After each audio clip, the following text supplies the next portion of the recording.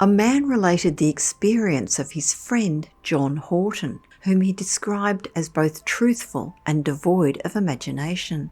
At the time of these events, he was living as a young bachelor in London, where he practised as a solicitor in Bedford Row.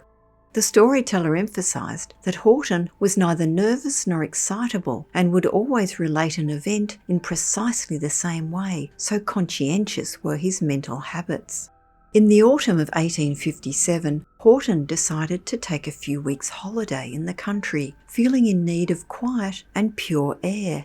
He found an advertisement for a suitable lodging near Wandsworth, offering rooms for a single gentleman in an old farmhouse, and went off that very afternoon to inspect it. The elegant 4-storey house appeared to have been built as a manor, which intrigued him, and he asked the elderly woman who answered his knock about its past. Mrs. Belt explained that when she was a girl, the building was known as the Manor House, but for the last 30 years it had been used as a farm by a large family and become known as Maitland's Farm. Maitland, his wife and their 9 children had finally become too numerous for the property and about 2 months ago moved out to Australia in the hope of finding more space. Mrs. Belt explained that they were all glad to go except for the eldest daughter, Esther, who nearly broke her heart over the move. She had had to leave her sweetheart behind, a young man on a dairy farm nearby. Although he was to follow her out and marry her in 12 months, Esther did nothing but mourn, as if she was leaving him altogether.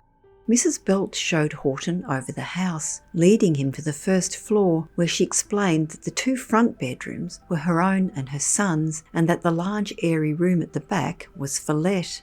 Horton liked the look of the bedroom, still with the Maitlands' artwork hanging, including a rusty cutlass that hung by a nail at the head of the bed. There was a view of the walled garden below and the open country beyond, a restful and fascinating sight to the eye of a Londoner. Horton booked the lodging with Mrs. Belt, who was the landlord's caretaker, and explained that she would be cooking and waiting on him during his stay. Everything had been comfortably arranged for Horton when he arrived by carriage the following Wednesday, and over the next few days he was to feel soothed and rested by the intense quiet of the almost empty house and its natural surroundings. Mrs. Belt brought in his supper at 9 o'clock and usually stayed to chat about the neighbours and the recently departed Maitland family as she waited on him. On several occasions she told him that Esther Maitland's sweetheart, Michael Nguyen, had come to talk to her about the family, often bringing a newspaper containing tidings that their ship, the Petrel, had reached some point on its long voyage in safety. Michael had received a letter from Esther, posted from Madeira, and was expecting news from her next destination in the Cape of Africa. Being a very nervous young man who was constantly worried for fear of storms and shipwrecks, of Esther's ship sinking and her drowning. After Horton had spent a very pleasant month at the farm, it was now mid-October, with the weather turning cold and wet, which kept him a prisoner indoors. With the autumn rain making everything at Maitland's Farm damp and mouldy, he began to think of returning to his snug London home. However, that evening, when Mrs. Belt brought in his supper, she told him that Michael Nguyen had brought word that London's Wandle River had risen fearfully and broken its banks. Horton was too distracted by some legal reading to engage in further conversation, and finally lit his candle and went upstairs to bed, where he rested his head at 20 minutes to 12. Although being weary and the house profoundly silent, he awoke suddenly just after 2 o'clock, passing instantaneously from deep sleep to a state of heightened awareness and the fear of 1,000 nightmares. He started up and looked around, perspiration pouring from his brow and his heart beating to suffocation. He was convinced he had been woken by some strange and terrible noise and was dreading its repetition. He then heard through the silence of the house a sound unlike any other he had encountered. Clear and distinct, as if in the room with him, he heard a voice of weeping and lamentation containing such extreme sorrow that it was like listening to the mourning of a lost soul. He leapt up, lit the candle, and, seizing the cutlass that hung by the bed, unlocked the door and opened it to listen. Penetrating the deathly silence of the house came the unearthly sound of weeping from the hall below. Horton walked downstairs to the landing at the top of the first flight, and there, on the lowest step, a woman was seated with bowed head, her face hidden in her hands, rocking to and fro in an extremity of grief. The moonlight fell on her, and he saw that she was only partly clothed, and her dark hair lay in disarray on her bare shoulders. With a trembling voice, Horton asked who she was and what was the matter, but she did not respond and continued to weep. In mortal fear, he slowly descended the moonlit staircase until there were only 4 steps between him and the woman.